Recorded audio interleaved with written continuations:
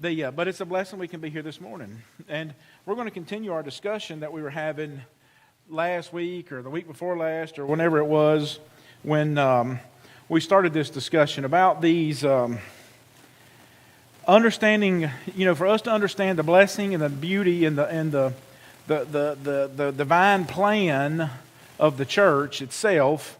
It's incumbent upon us to really understand how God wanted this thing to be in its infancy. When I say in its infancy, I'm talking about the tabernacle, its actual structure, and we looked at a lot of those things and how they were designed. Hebrews 8 says, after a pattern, a copy of the things in heaven, so that we can understand. We needed a physical representation. And it's like I've heard Brother Tom one time trying to use an illustration of trying to explain to a blind man, what does the sun look like? Well, he said, would you carry him over beside a wood stove and let him feel the heat? And then let him feel a ball, maybe, and say, that's like the sun. Is that like the sun? I mean, it's a pretty primitive example of what you could conceptually understand the sun to be like if you couldn't see. And God, He gave us eyes for a reason. I mean, I know we say these things, we walk by faith and not by sight, right? But the blessing is God does want us to see by faith something, right? He wants to see this thing. And so He spends His time with the tabernacle so that we can understand. And then we're going to talk about this evolution of the Jewish worship as it evolves into Christianity. Now, before we go, just want to make sure that we're all clear on some things. And I'm going to make some statements, and if these statements aren't clear, we can certainly study about this, but I'm going to make a statement just so time permitting, but just so we know, at the cross of Calvary, we got a new law. Ephesians 2, Colossians 2, Hebrews 8, Hebrews 9, Hebrews 10, all these point to the fact that there was a new law at the cross of Calvary. Jesus, right before this little engraving we got on the Lord's Supper, this is the blood of my new covenant. This do in remembrance of me. So Jesus is going to hand us a new law. New law means new rules, right? New ways of doing things. So if that's not clear, like I said, that's okay. But we can study that. But in order for us to understand that, to help us make this transition, as it were, but so we can really understand. Remember last time we looked at this idea of that we're priests. We provide access to the common man to God today. Just like the priest under the Old Testament provided access to the common man to God. When a Jewish person committed sin, they had to go to the priesthood for this kind of intermediary, this mediator that would take care of their sin problem. Well, the same thing today. We're they're the mediators between sin, between God and humanity. We are the ones that offer the access to God through the gospel. The same thing. We as priests have this responsibility. And so then, as we roll through this morning, I want to settle in your mind something, because I'll hear this thoughts, sometimes like, well, does it matter if we use an instrument? Does it matter if fill in the blank with something to this effect? Well, and we can answer that question in a lot of ways. We could answer it from the authoritative standpoint, that there is no biblical authority for those things. We could answer it from the standpoint that there is no example of those things. However, the Bible is really good about explaining things if we want to just dig a little bit and find it. And so this morning, I want us to understand something, that whenever you hear somebody say these things, like for example, you're talking to somebody about instrumental music, and by the way, that's just not the first place to start. I mean, when you're having a conversation with somebody about the church or something like that, in Acts 17, Paul had the conversation on Mars Hill, and he started that conversation with where they could agree on. So if the first thing you do is throw up red flags, throw up and say, because they're not even going to understand, like, why in the world would you not have a piano? Well, you're starting off you're plowing ground that you don't need to be plowing right now. Does it need to be plowed? Sure, at some point we'll plow that ground. But there was a reason. Under the Old Testament, they used instruments in their worship. No ifs, ands, or buts about it. But in the New Testament church, they did not. So that's easy. That's either one of two things. It was either by design or it was just by circumstance. You know, there's a lot of churches today. You go with me to Honduras. A lot of churches today don't have instruments in them. And you know why they don't? What's that feel? Yeah, you can't afford them, right? Is that a good enough solution? Right? Is that a good enough reason? Well, so to do that, to have this conversation, we need to begin in Numbers chapter 10, okay? In Numbers chapter 10, I want you to see something with me in Numbers 10. Numbers 10 will provide for us. Now, I come from a part of the country where, I remember I went to school with race car drivers' daughters and sons. You know, it was, my granny couldn't get out of her house when the race was in town because of the fact that it was, you would take our town and you would quadruple it in size for about 6 to 8 days.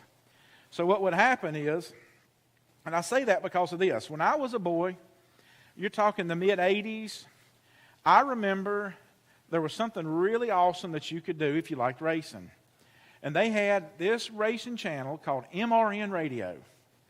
MRN Radio, Motor Racing Network, okay? And these old boys that could tell the race, they could tell the race in such a way. Now, yeah, I can remember going out in the front yard with all the old men sitting on they have the one radio, gray radio, y'all probably remember it, with one speaker on the side and a dial on the right.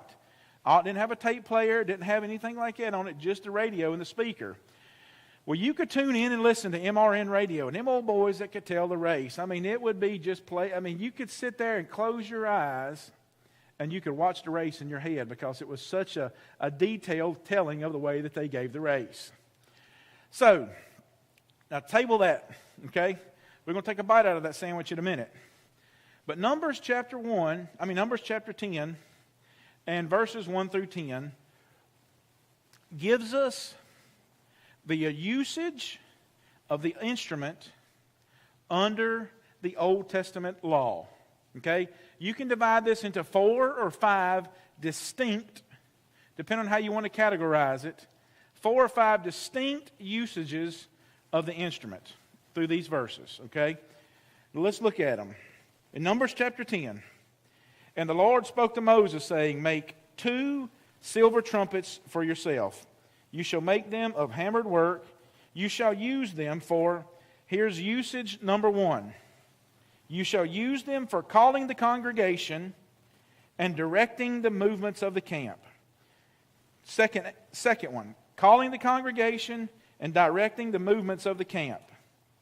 When they blow both of them, all the congregation shall gather together before you at the door of the tabernacle meeting. So the trumpets must have sounded distinctly different, so that when they blew both of them, they knew that everybody's job was to head to the tabernacle. We got to have a powwow, okay? All right, let's keep reading.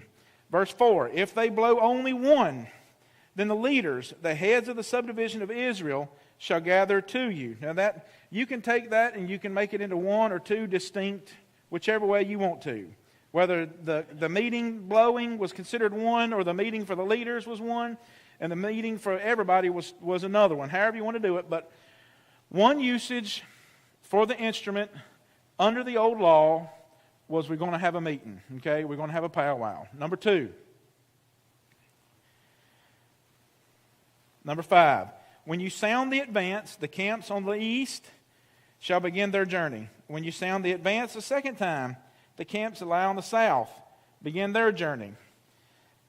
When the assembly is to be gathered together, you shall blow, but not sound the advanced. The sons of Aaron, the priest, shall blow the trumpet, and these shall be an ordinance to you, as an ordinance forever throughout your generations. So let's look at some things here then, all right? Now we're seeing a third distinct usage of it. When you're going to move the camp. You know, Israel, the tabernacle was a tent for a reason. It was mobile. So they could tote it and move it, whatever they needed to do. And God uses the instrument here as a way that Israel could move the camps. They could say, this is the sound for moving this side, this is the sound for moving that side, okay? So that's either your second or third distinct usage of the pattern. God says, the sons of Aaron, the priesthood, shall blow the trumpet throughout your generation. So now we have an asterisk. So as long as somebody's generations last, right? As long as somebody's generations last, the authority goes with it. Like I got a buddy of mine whose granddaddy gave a bunch of money to a school in our town back home, and he went to school there. He gave him R.J. Reynolds stock in the 50s. And that R.J. Reynolds stock, think about how many people smoked in the 70s and 80s. It went through the roof, and that was to last until a certain amount of generations in his family. When those generations ended, so did that endowment. So the school, that endowment's millions of dollars. The school hopes nothing more than for that family to die off at this point, to be honest with you. Well, the same thing here with Aaron. So let's think about this. You shall keep this as a statute forever throughout your generations. Now, let's pick up and let's look at the other two distinct usages of it. Verse number 9. When you go to war in your land and against the enemies who oppress you, then you shall sound an alarm with the trumpets. You will be remembered before the Lord your God, and you will be saved from your enemies. Do you understand? This is the war cry, right? Just like today, we have the buglers. We have when we send in the cavalry. They have a war cry. This is their war cry. When you go to war, you blow the trumpet. So we've got now 3 or 4 distinct usages. Whether it's moving the camp is one, calling of the meeting is 1 or 2, however you want to do that. And then the third one is going to war. So now we're at 3 or, like I said, 4 usages depending on how you want to categorize it. Now here's the 5th one, okay? Number 10. And also in the day of your gladness, in your appointed feasts, you shall blow the trumpet over your burnt offerings and over the sacrifices of your peace offering, and they shall be a memorial for you before your God. I am the Lord your God. Now, I say this. You remember a few minutes ago when I talked about the MRN radio. These guys that would call the distinct, number 3 coming down the back stretch, he's trying to pull up harder to get, all that stuff. That is the actual play-by-play. Now, if you read these verses, so for example, they're calling a meeting. How long do they blow the trumpet for? Does it say? No, it doesn't say. When they're going to go to war, how long do they blow the bugle? How long do they blow the trumpet for? Does it say? It just says before. So does that mean once the first attack has happened, they stop blowing it? We don't know. We're at the point of just having to guess without knowing, okay? We don't know the time frame. We don't know the duration. We don't have, as it were, the play-by-play with what's going on. But interestingly enough, verse 10 tells us the 2 silver trumpets were to be blown by the priest during the offering of the sacrifice. Now, reading these verses, we do not know at what point they started blowing it. Was it once they built the fire? That's part of the sacrifice. Was it once they started slaughtering the cow? That's part of the sheep, the whatever. That's part of the sacrifice.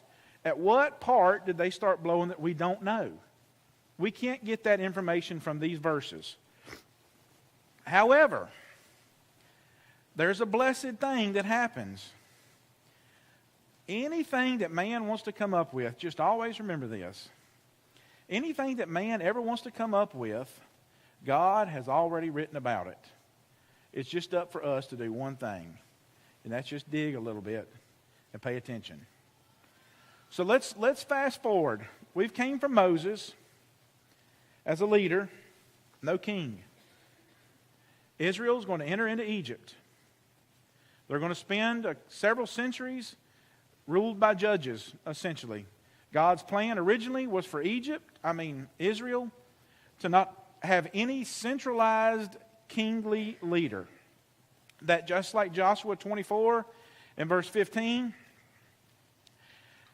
choose you this day whom you'll serve. As for me and my house, we'll serve the Lord. That was about decentralizing leadership because God said, I will always be your king. Israel had a king. They did not ever have a point that they did not have a king. They did not have a king in the sense of all the nations around them didn't have one. And they got tired of it. And they said, we don't feel legitimate. You know, all these other nations, they got a king. Why can't we have a king? So they rebel.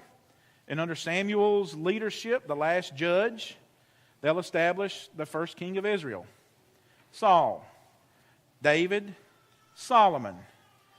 In Solomon's day, the kingdom will be torn in two pieces, Rehoboam and Jeroboam. Jeroboam is going to get 10 of the northern tribes. So you got the 10 northern tribes. Jeroboam is going to take over as king of those 10 northern tribes. And from that point forward, Israel is what they're called. Judah will be the land in the south. Israel is the nation in the north.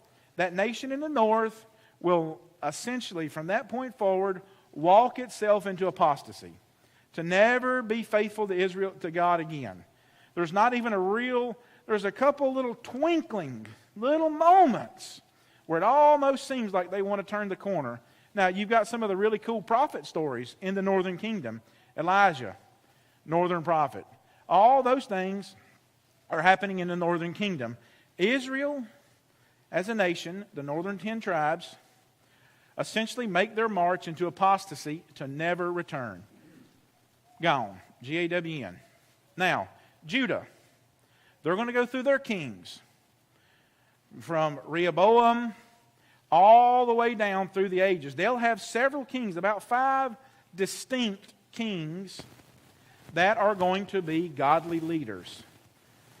Josiah, these guys like this that were godly leaders that were trying everything, hair, tooth, and nail, to be able to restore Israel, because they were heading south too, and they eventually do the same thing that the northern tribe does. It just takes them a couple hundred more years to do it. But Israel is gone by this point, by 2 Chronicles 29. Remember, when you're reading your Old Testament, you can't read it from Genesis to Malachi as a timeline. 2 Chronicles 29, 2 Kings 18, the book of Isaiah, all run parallel to each other. Hezekiah was the king when Isaiah was prophesying. 2 Kings 18 is about Hezekiah's kingship. 2 Chronicles 29 is about the nation of Israel. But you can't, just like if I were to tell the story of America in 1804, I couldn't tell the story without necessarily telling about the president. Well, if I'm going to tell the story about the president in 1804, I can't necessarily not tell the story of America. It's just the focus on which one of these things that have optics on. So what you see then is in 2 Chronicles 29. 2 Chronicles 29, we are literally standing at the door. We are just about done as a nation. Israel is just about wiped out. There's no more hope. God actually tells Hezekiah, I'll give you a pass during your days, but just know this, after your days are over with, it's done. D-U-N. So Hezekiah is trying everything he can, hair, tooth, and nail, to restore worship to Israel in the way that God had intended and planned for it to be. Now, any questions, any comments? All right. So let's dig into 2 Chronicles chapter 29.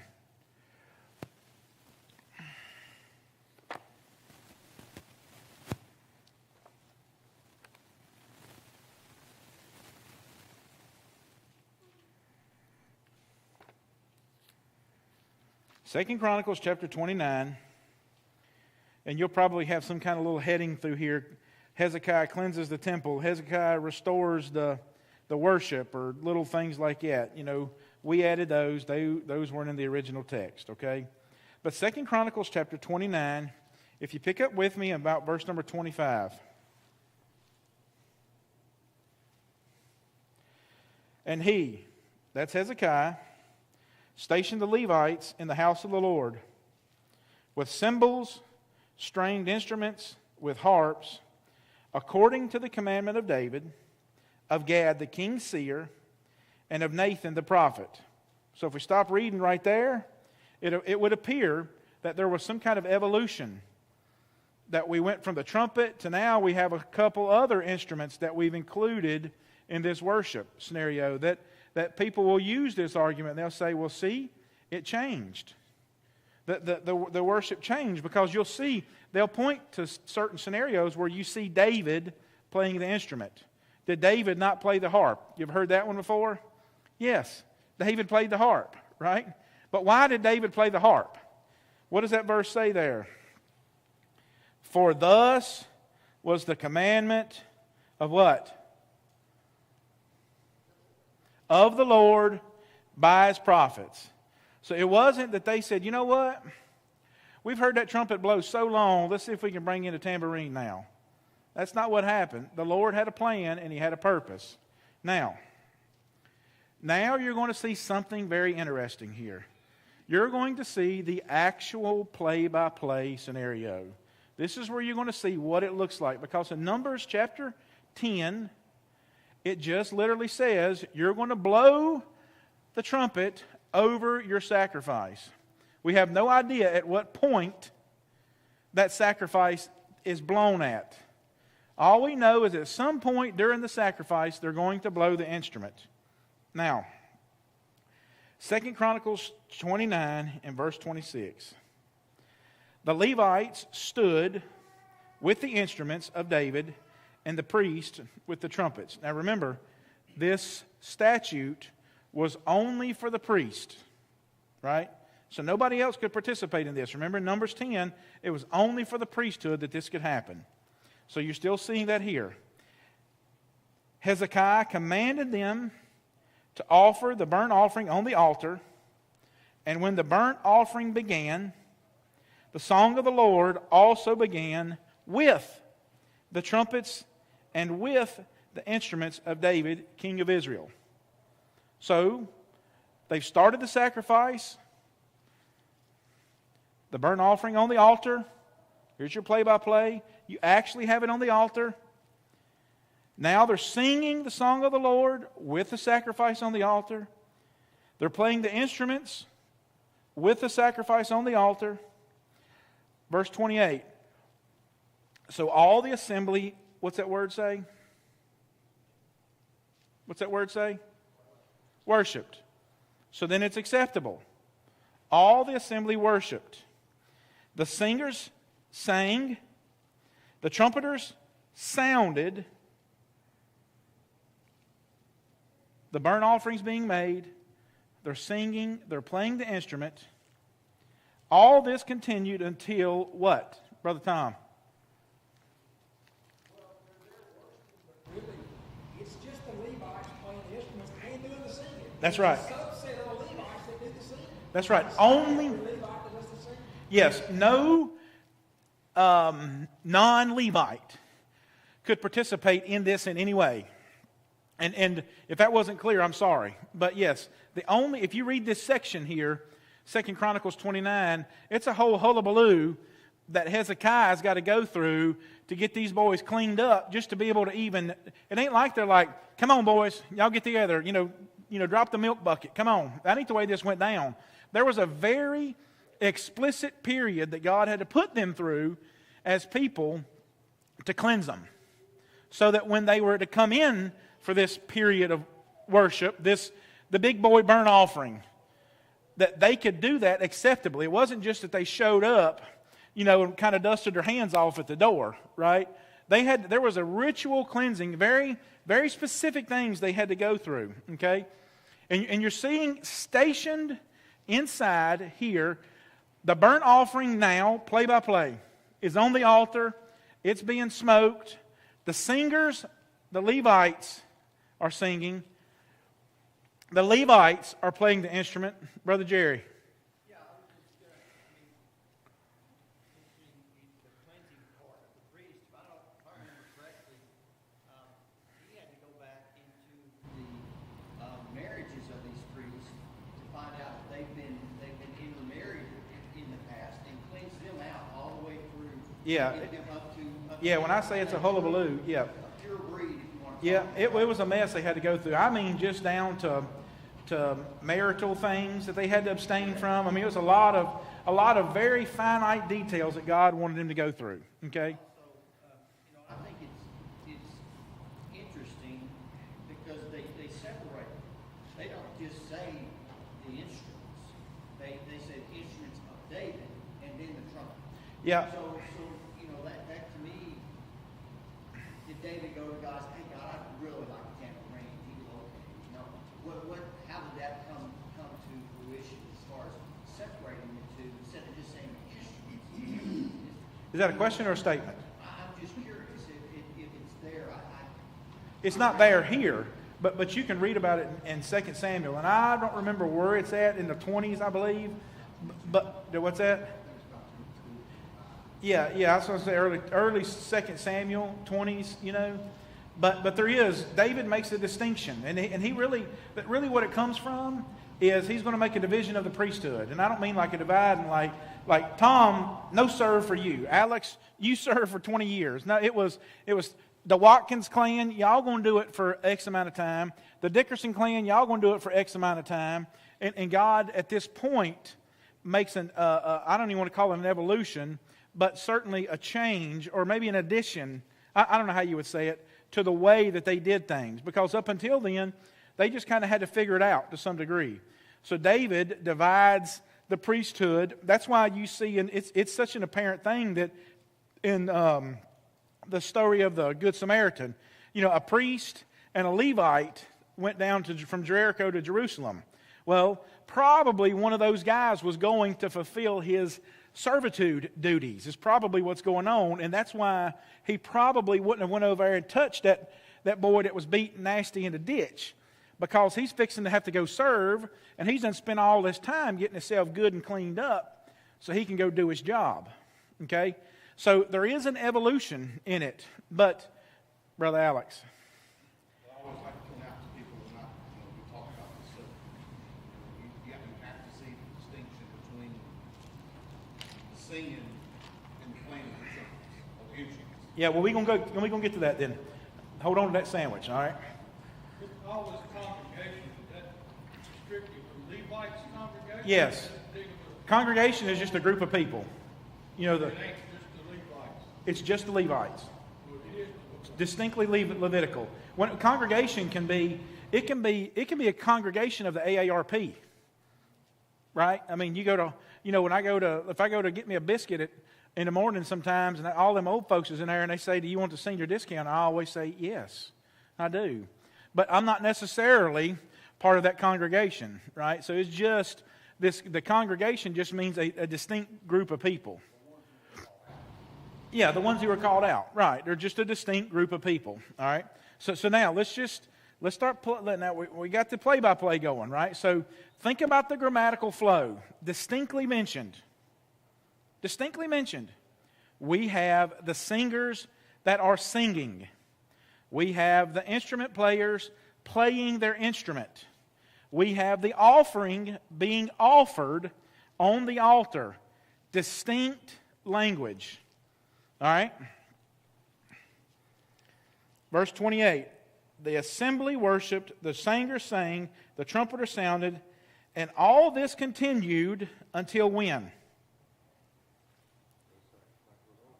All this continued. The singing, the playing of the instruments, all this. So we know that when the sacrifice was over, then they ceased. Think about the sacrifice. What did the sacrifice for them represent?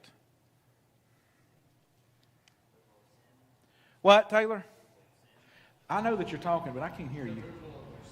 Yeah, their sins were being forgiven, right? But we don't say that. I mean, that's not we say that nonchalantly, but that's a pretty weighty statement, right? I mean, this is a big deal. This is the cancellation of debt for hell.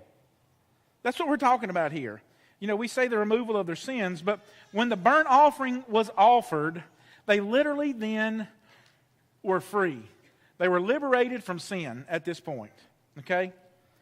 So they have been forgiven. They have went through the process that God said. Now, verse 29. When they had finished offering, the king and all who were present with him bowed and worshiped. If we read right there and stop, is it a reasonable assumption that they were playing the instrument and singing together again? Is it a reasonable assumption?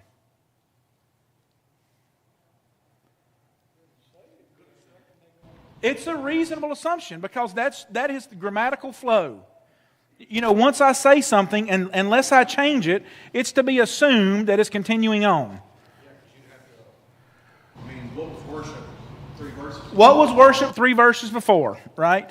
So worship 3 verses before was singing and playing the instrument. So it's a reasonable assumption, if we stop here, that they're still using the instrument and they're still singing together. However, verse 30, moreover, King Hezekiah and the leaders commanded the Levites to sing praises to the Lord with the words of David and Asaph the seer. So they sang praises with gladness and bowed their heads and worshiped. So what is distinctly different? What is distinctly different after the sacrifice has been made? So, Chris, real quick, verse 28, it says they worshiped, they sang, the trumpet sounded, and this continued until the burnt offering was finished. So the burnt offering's finished, all that stopped. Correct. Then they went on and sang. Yeah, verse 28 says that they played the instrument and they sang together until they finished making the burnt offering. But you said in 29 that the singing was still going on. No. But it finished in 28. They finished using the instrument. Verse 29 is distinctly different grammatical structure. Verse 29 says, when they had finished, they all bowed and worshiped. Okay? If we leave it at 29, we could just assume that they're still playing the instrument. But it just said in 28 that the instruments stopped at the burnt offering. Jerry, in verse 29, if we don't read verse 30, if worship 2 verses before meant singing and instruments, we can assume that singing and instruments would be included in this verse in 29. Verse 30 gives us a distinct new pattern. In verse 30, Hezekiah, the leaders, they sang praises to the Lord with the words of David and Asaph the seer. So they sang praises with gladness and bowed their heads and worshiped. In verse 28, they're using the instrument and singing together, and then this stopped. In verse 29, they are still worshiping, but their worship is different now. After the sacrifice was made, the children of Israel no longer used the instrument. They only used what? Their voices. They only used their voices. That's what I want you to see in the distinction, is that after the sacrifice was over. So why then is that significant for? All right, why is that a significant thing? 2 points. The trumpets and the instruments were to stop when the sacrifice ended. No instruments were played during the washing. When the priest, we talked about this, they had to wash, just like we have to wash and enter into the holy place. No instruments were played during the washing or the continued worship by the priest in the holy place. All these things distinctly point to the fact that they were singing. So, just think about this. Every year, when the children of Israel want to get ready to make their big yearly sacrifice, they would hear what? They would hear the racket, right? They'd hear the music, they'd hear the singing, they would hear all those things. They would be able to distinctly hear the fact that there is a sacrifice coming, that we are in the process of making a sacrifice. Is that clear? They would have known that. So for them, we can look and we can see, for example, let's read some of these verses. Hebrews chapter 7.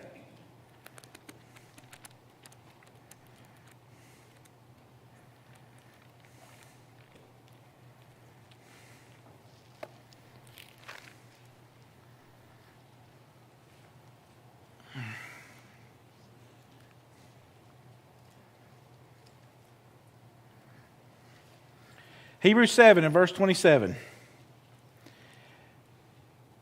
Jesus does not need do not need a daily sacrifice as those high priests to offer up sacrifices first for his own sins and then for the people, for he did this once and for all, and he offered it up by himself. Jesus' sacrifice, he didn't need to, the priest couldn't even offer sacrifice until they had cleansed themselves. Jesus didn't have to do that. His was good, perfect. Verse 26 of chapter 9. He then would have to suffer often since the foundation of the world. In other words, if his sacrifice, his one singular sacrifice, was not good enough, once at the end of the ages, he appeared to put away sin by sacrifice by himself. Why? Verse 27, it's appointed unto man once to die, after this to judgment.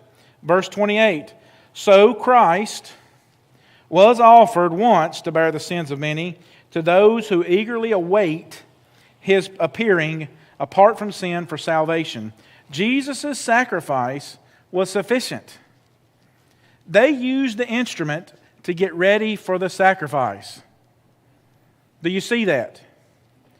For them to blow the instrument would have caused division, because they would have known that blowing the instrument meant that we're getting ready for something. Now, go back to our original statement. We have been handed a distinctly different new law in Christ. Distinctly different. I mean, these things are distinct. There is no doubt. Colossians 3:17, all these, we can read these verses that are distinct about singing. Sing and make melody in your heart. Sing psalms, hymns, and spiritual songs to one another. All those things are clear, and those things, they include, which then excludes. Just like if you go to Walmart and you go to the back of the store and it's a sign that says employees only, it doesn't need to say no chickens, no Colbys, no Deans, no Donovan boys. It doesn't need to say that on the sign. It includes, and by including, it then excludes. So all those verses, we can say that. And then we can even read in Hebrews 13, while we're still camped out here.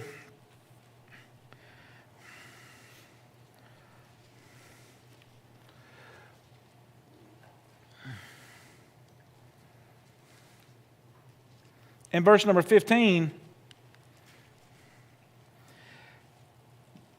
therefore, by him, let us, Christians, continually offer the sacrifice of praise to God.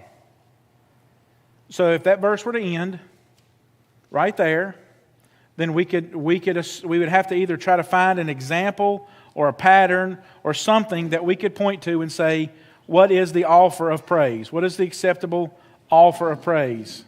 Well, it includes it for us. That's distinct. That is the fruit of our lips, giving thanks to God to His name. So God distinctly says here, what is an acceptable thing to offer? What is that? Huh? Singing, the fruit of your lips, right? So, to go back and let's just make sure we're clear.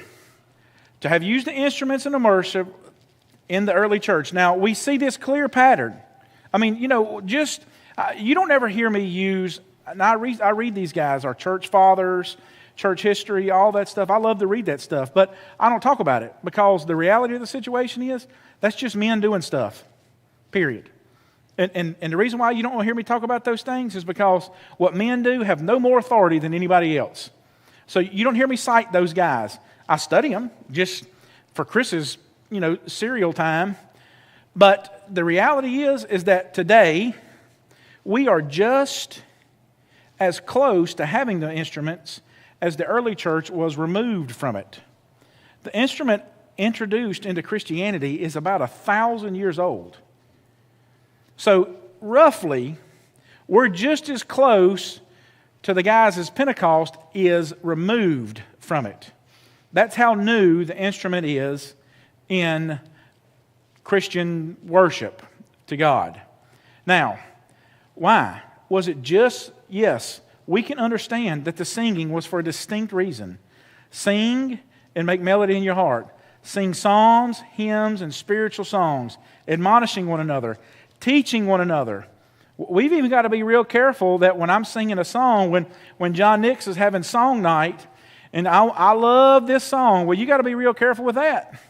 Because just because you love the song, that was not the purpose of the singing. The purpose of the singing is when we sing Amazing Grace, it's so that I can remember, Adam, that I was lost, and now I'm found.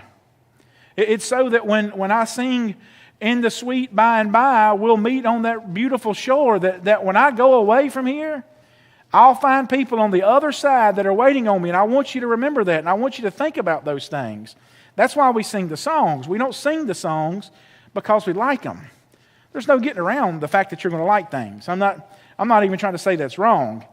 But we've got to realize that the original intent and purpose of the singing was the assembled saints as a way of us admonishing one another. Just if you don't think singing works to help you remember things, how many of them jingles have you got stuck in your head? Right? From McDonald's and Barb aftershave and everything like that. You know, God had a reason behind doing all this stuff. And the introduction of the instrument, what it then does is it makes us focus on what? The instrument, right? And then we've moved away from a corporate to a singular. Then we focus on the guy that's doing it. So, if you have any questions, you want my notes, you can have them. I'll send them to you. Be glad to sit down and study with you some more. But just remember, God wants His people to be distinctly different. And we've got a distinct purpose in why He wanted us to do that. And so we'll pick up next time. Thank you for your attention.